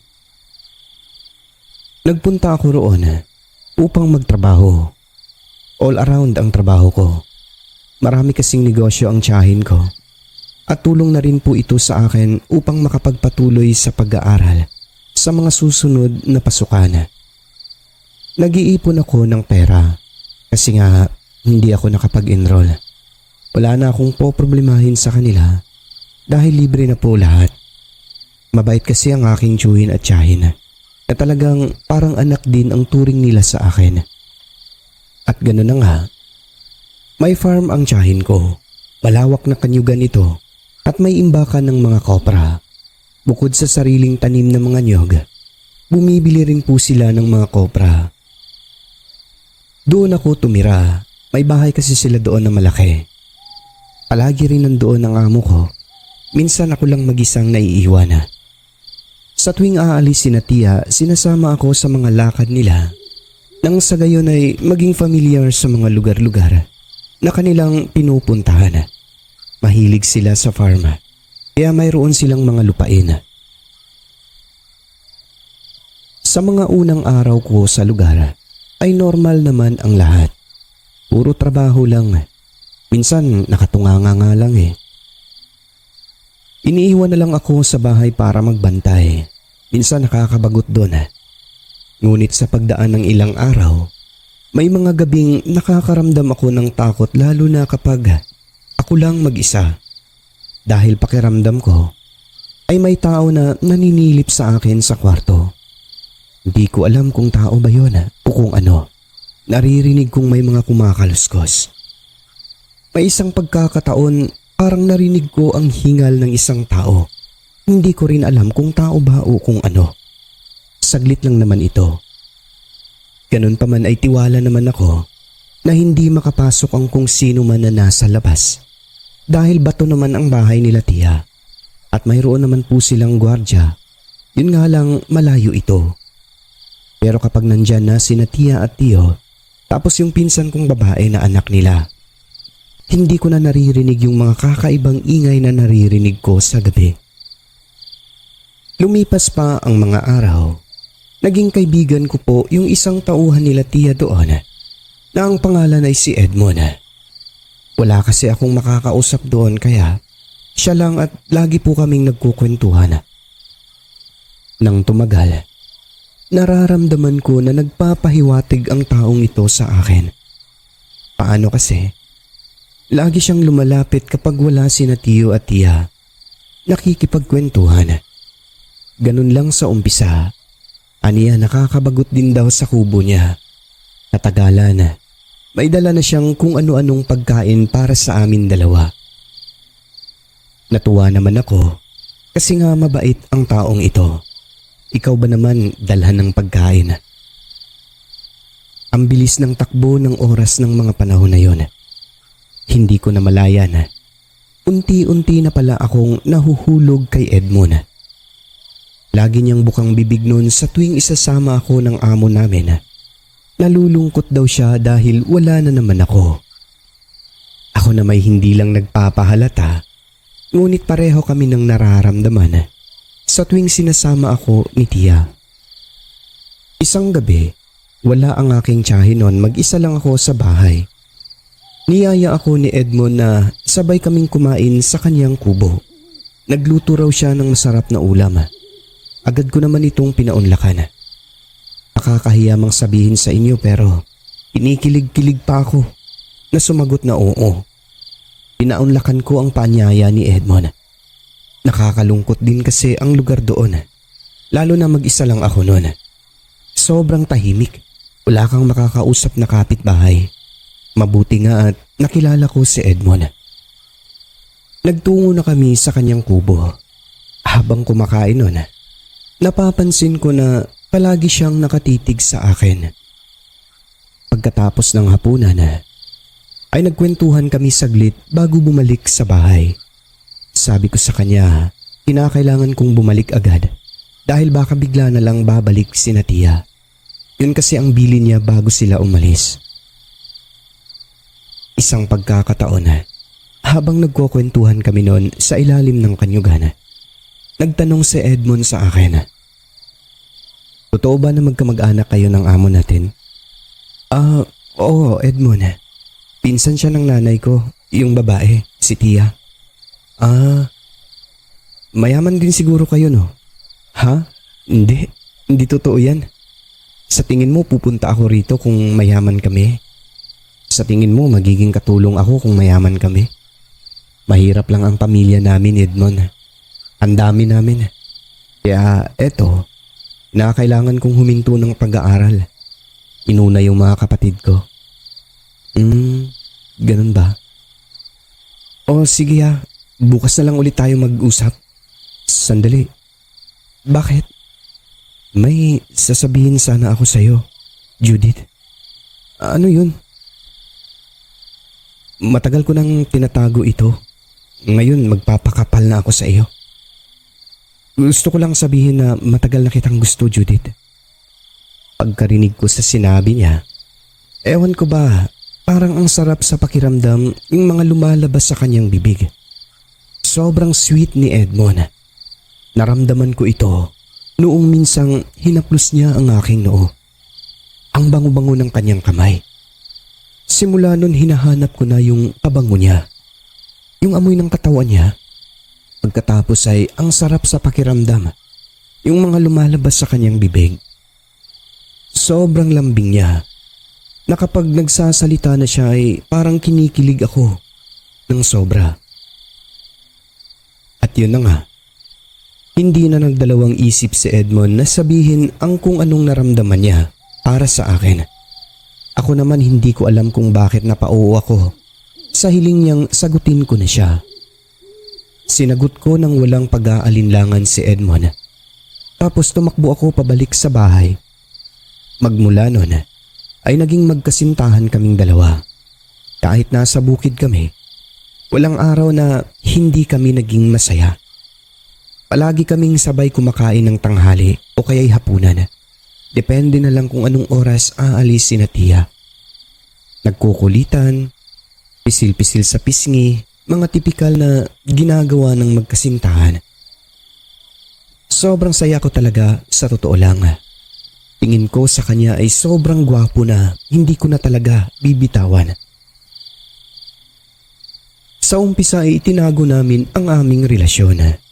Pero gaya nga ng sabi, walang lihim na hindi matutuklasan. May mga kasabwat kami noon, pero umaayon naman sila sa amin. Hindi alam ng tiyahin at tiyuhin ko sa umpisa at talagang nag-iingat kaming dalawa. Natatakot din ako dahil sa oras na malaman nila, sigurado akong ibabalik ako sa amin. Isang araw, nagsabi si Tia na babiyahe kami sa ibang lugar tapos dadaan sa aming lugar. Sobrang saya ko naman noon pagkat makakauwi na ako sa amin. Sinabi ko ito kay Edmond. Ang sagot niya, "Ha? Kailan ka babalik? Baka hindi ka na babalik ha? Hindi mangyayari yun, mahal. Babalik ako. Pagbalik mo, magpapakasal tayo. Ha? Kasal agad? Oo. Seryoso naman ako, Judith eh. Yun ay kung tatanggapin mo ang alokong ito. Hindi ko na kasi matiis eh. Tignan mo oh, ang bilis ng tibok ng dibdib ko. Parang sasabog na nga ito eh. Sa mga sinabi niyang yon ay halos hindi ko alam ang aking isasagot. Ang sabi niya, may naipon naman daw siyang pera na gagamitin namin dalawa sa pagpapakasal. Pagbalik ko ay nag-usap kaming dalawa. Doon ay pumayag ako na magpakasal kami. Nang dahil dito, nagdesisyon ako na hindi ko na ipagpapatuloy pa ang aking pag-aaral pagkat noong unang panahon hindi naman uso sa babae yung pag-aralin ka kasi lalaki ang naghahanap buhay. Dito na namin sinabi sa kanila ang buong katotohanan tungkol sa pag-iibigan namin ni Edmond. Bagay na ikinagulat ng husto ng aking tiyahin, lalo na nung malaman niyang si Edmond ang lalaki na papakasalan ko. Pero mabait naman ang aking tiyahin. Ang kanyang nasabi na lamang, ano pa bang magagawa ko desisyon mo yan. Sana lang maging maayos ang buhay mo. Ikaw tinutulungan kita ha. Sa dinami-dami ng lalaki, bakit yan pa? Tauhan ko yan dito Mahal ko po siya kasi tiya. Di hala sige. Magmamahalan naman kayo, desisyon mo yan Good luck na lang sa'yo. Sa bagong yugto ng buhay mo, Judith. Kung sa bagay mabait naman yan si Edmond medyo matagal na yan sa akin, maaasahan. Yun lang ang pagkakaalam ko tungkol sa buhay niya. Sa mga pamilya, wala akong alam sa kanya. Ikaw ba, nakilala mo na ba ng husto ang lalaki na iyan? Opo tiya. Mabuti kung ganun. O di sige. Noong tinatanong na kung kailan ang kasal, bigla na lang nagsabi si Edmond na ipagpapaliban muna dahil kulang pa ang budget. Bagay na ipinagtaka ko kasi ang sabi niya sa akin dati ay meron naman siyang ipon pero dahil mahal na mahal ko siya na hindi ko maipaliwanag ay umuulang ako sa mga gusto niya. Parang naging sunod-sunuran. Ang nangyari ay nagsama kami sa iisang bubong. Wala na lang munang kasalan. Sabi ko pa sa kanya pumapayag naman ako kahit na anong gusto. Basta magkasama lang kami dalawa at hindi niya ako iiwan. Ganun pa man, kahit hindi kami nagpakasal muna, ay sobrang saya ko pa rin. Halos walang kapantay ang sayang nararamdaman ko nang magkasama na kami ng lalaking mahal ko. Abot hanggang langit. Ngunit magbabago pala ang lahat noong nagsama na talaga kami pagkat may natuklasan ako sa kanyang pagkatao na ikinabahala ko ng gusto lalo na noong ako'y natauhan. Sa isang iglap noon, bigla na lang naglaho ang aking nararamdaman sa kanya. Para sa akin ay napakagwapo ni Edmond. Normal na tao sa paningin ko. Matipuno ang katawan, mabait. Pero unti-unting nagbago noong nagsasama na kami. At ang pinaka hindi ko matanggap sa pagkatao niya ay noong malaman kong isa pala siyang aswang. Sa kasamaang palad, aswang ang napangasawa ko at walang nakaalam dito kundi ako lang at siguro yung ibang mga tao sa lugar na iyon. Sa una pa lang nagtataka ako bakit parang ayaw yata ng kanyang mga magulang na mamalagi kami sa kanila. Nararamdaman ko na hindi ako gusto ng nanay niya. Nanirahan kami sa isang lugar na distansya sa mga tao at ang ipinagtataka ko sa umpisa ng pagsasama naming dalawa ay kung bakit umaalis siya ng gabi. Hanggang sa naisipan ko na subaybayan ang kinakasama ko.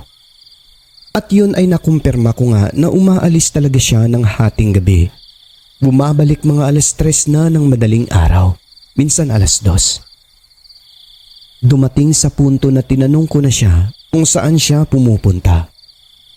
Dito ay nagalit siya. Ang sabi niya ay huwag siyang pakialaman dahil nagpapahangin lang. Ipinagtataka ko yun ng husto. Bakit ginagawa niya iyong ganun Napakalamig naman ng lugar. Biruin niyo, puro punong kahoy ang palibot ng tinirhan namin. Tapos sabi ko sa kanya ay kung bakit ang tagal bago bumabalik. Nakakatakot pa naman sa lugar lalo na't mag-isa lang ako. Basta huwag ka na mag-alala, mahal. Yan lang naman ako sa labas eh. Walang mga ano sa'yo dito. Sagot niya na halatang galit. Pero unti-unti ko nang natutuklasan na parang hindi natutulog ang asawa ko ng gabi. Kung matulog man siguro mataas na ang 3 oras. Umaalis talaga siya ng hating gabi. May mga pagkakataon may dala siyang manok na patay na inuulam namin. Ang sabi niya, kanila daw yon. Nang tumagal, may napapansin akong kakaiba sa sarili ko. Sa tuwing natutulog ako o yung pagkahiwalay pa lang ng aking diwa, nagigising ako umaga na. Kumbaga dire-diretso na ang aking tulog. Dati, nagigising talaga ako ng hating gabi. Minsan 2:00 ng madaling araw. Pero, biglang ang sarap-sarap ng tulog ko kada gabi. Subalit kahit tinatago niya o pilit pinagtatakpan ang katotohanan, ngunit unti-unti ko pa rin natutuklasan ang tungkol sa pagkatao niya, lalo na noong nagbubuntis na ako. Pinabinyagan ako sa relihiyon na Katolisismo.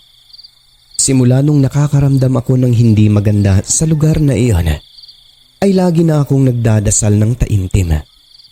Ni minsan, hindi sumasabay sa akin si Edmond na para bang takot siya magdasal. Tapos, nagdadabog sa tuwing inaaya ko siya, kaya hindi ko na lamang ito pinipilit. Isa pang napapansin ko sa kanya na lubos kong ikinabahala, ay ayaw niya na makarinig sa aking mga dasal. Ayaw niya na magdasal ako sa bahay niya. Pero ginagawa ko talaga kahit nasa isip lang, ngunit para bang naririnig niya pa rin ito. Ngunit wala akong pakialam sa mga sinasabi niya. Ginagawa ko pa rin kasi nakasanayan ko na yon. Hanggang sa nabulgar ko na ang katotohanan. Kaya pala naiirita siya ay dahil aswang pala si Edmond. Maniwala man kayo o hindi, ay natuklasan ko po ito ng harap-harapan. Nakita ko na lang isang gabi kung kailan takdul o full moon. Iba ang itsura ng aking asawa at nasa likod siya ng bahay namin na may nilalantakan na karning hilaw. Dito na siya umamin sa akin. Sa totoo lang mabait naman si Edmond kahit aswang siya. Kaso hindi ko kinaya. At eto pa, sa isang iglap ay bigla na lang naglaho ang pagtingin ko sa kanya. Ang dahilan, pumupas ang gayuma na ginamit niya sa akin dahil sa mga taimtim kong pagdarasal. Nagtataka na lang ako, parang natatakot na siya sa akin na akala mo may nakikita siyang katabi ko. Siguro gabay ko yun. Anghel na pumuprotekta sa akin. At ang ikinabahala ko pa nun, ang lugar nila ay maraming aswang, halos mga kamag-anak lamang nila. Nagsisi ako na hindi ko alam kasi nga, parang hindi ko naman gusto yung mga desisyon na iyon. Pero wala na nangyari na. At isa pa buntis na ako ng mga panahon na yon. Noong natuklasan ko na aswang ang aking asawa, kasi umamin din siya sa umpisa ay medyo kinakaya ko pa dahil mabait naman talaga siya. Ang hindi ko lang nakayanan ay yung makita siyang may mga dugo ang bibig niya, kumakain ng hilaw. Hindi ko alam kung tao ba o hayop ang kanyang kinain. Bukod doon, umuuwi siyang napakabaho ng kanyang katawan. Na sa umpisa ay hindi ko siya maiwan-iwan kahit na ganun siya, ay dahil mahal ko pa rin po talaga kahit na pangit na siya sa aking paningin nun. Dati kagwapo-gwapo, ngunit noong kumupas ang gayuma nito sa akin, ay nawala bigla ang lahat. Naniniwala akong kumupas ang mga nilagay niya sa aking katawan, mga kapangyarihang itim, ay dahil sa aking pagdarasal lagi. Bigla na lang nagbago ang lahat, kahit konting pagtingin ay nawala. Niloko ako ni Edmond, sabi ko pa noon. Mabuti na lang hindi kami nagpakasal dahil sa nag-iipon pa daw ng pera. Pero sa tingin ko po, hindi iyon ang dahilan.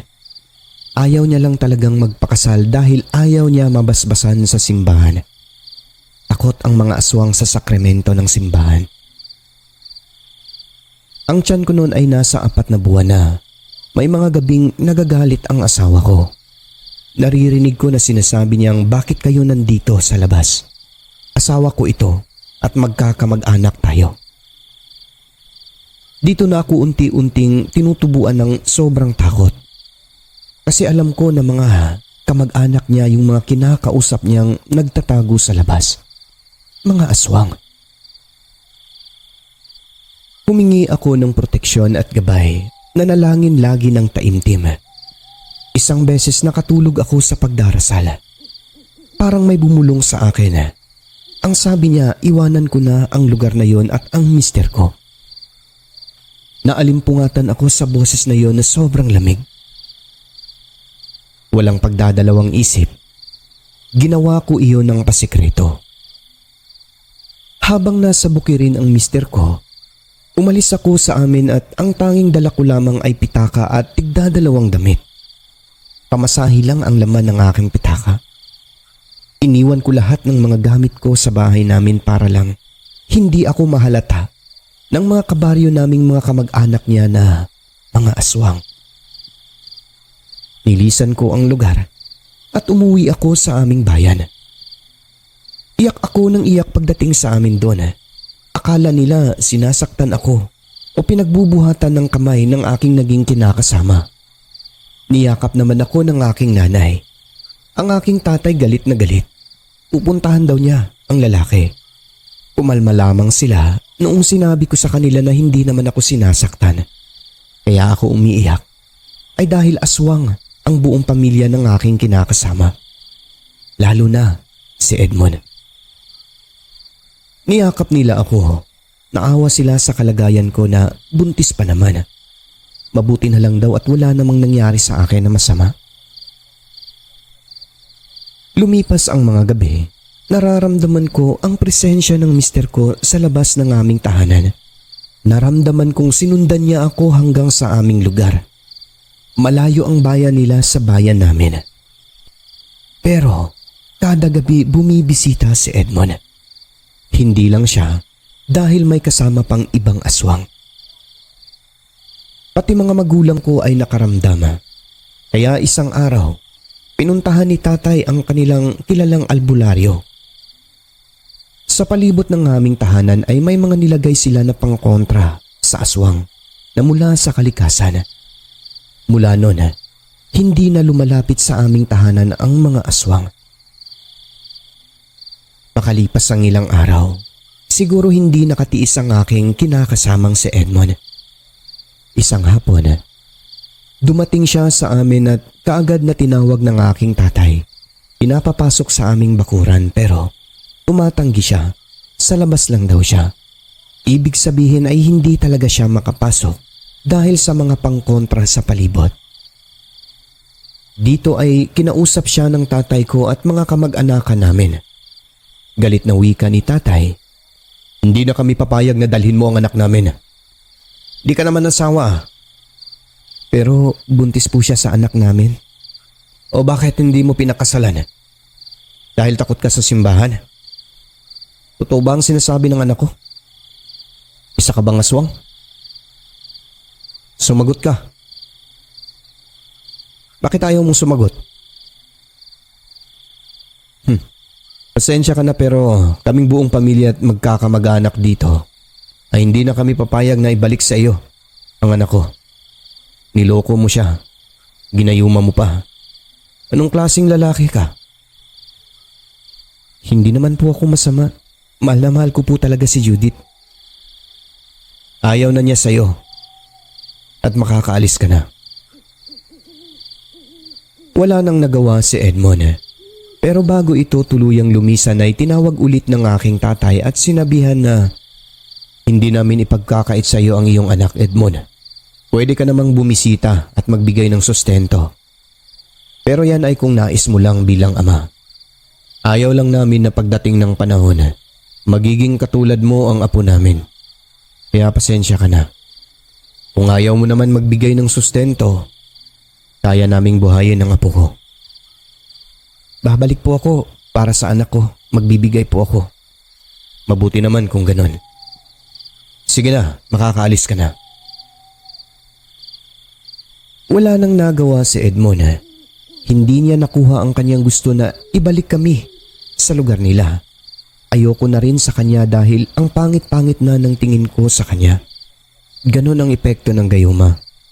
Hindi na siya nagpupumilit dahil pinalibutan siya ng mga kamag-anakan ko na ang iba ay may tago-tagong kargada sa kanilang bewang. Batid naman yun ni Edmond kaya umalis na ito. Akala ko ay babalik talaga siya para sa kanyang anak. Ngunit magmula noon, hindi na nagpakita si Edmond. Hindi niya tinupad ang sinabi niya na babalikan niya ang kanyang anak. Nakakalungkot lang. Hindi ko naman ipinagdadamot sana yon. Gusto ko lang din sana bumisita siya pero hindi talaga nangyari. Gusto ko mang ipakita sa kanya ang aming anak. Kaso siya ang hindi gumawa ng inisyatibo. Ayoko rin bumalik sa kanilang lugar pagkat natatakot ako. Dahil puro aswang ang mga nakatira roon. Lumaki ang anak ko na walang tatay. Kasalanan ko rin. Pinagsisihan ko na. Naiintindihan naman ako ng anak ko at pinaintindi ko rin sa kanya ang nangyari sa akin. Pero habang lumalaki, napapansin ko na lumalabas talaga ang lahi ng tatay niya dahil mahilig sa atay ang anak ko. Pero hindi naman hilaw. Hindi ko rin pinasubok sa kanya na makakain ng hilaw na pagkain. Inilapit ko rin sa Panginoon ang aking anak upang hindi ito malapitan ng mga masasamang nilalang. Bukod doon, pinasuot namin siya ng mga pangkontra na mula sa kalikasan, mga pangkontra sa mga masasamang nilalang. Ang mga gamit na mula sa kalikasan ay hindi na po kailangan ng mga orasyon at dasal ng albularyo. Dahil katangian talaga yan ng isang halaman na nagtataboy ng mga masasamang elemento. Lumipas na lamang ang mahabang taon ay hindi na talaga nagpakita ang tatay ng anak ko na si Edmond. Minsan tinatanong ko siya kung may kumakausap ba sa kanya sa araw o gabi. Sagot niya wala. Ibig sabihin lang nun ay wala talagang interes si Edmond sa kanyang anak. Bagay na nagpapasaya naman sa akin kahit na ganun ang nangyari. Pagkat ayoko rin talaga na baka isang araw ay pagsisisihan ko ang lahat. Na baka pagising ko isang umaga, aswang na rin ang aking anak. At yun na po ang kwento ng aking lola, Sir Alex. Ang anak po ni lola ay ang mismong nanay ko. May lola ako pero wala akong lolo dahil aswang si lolo.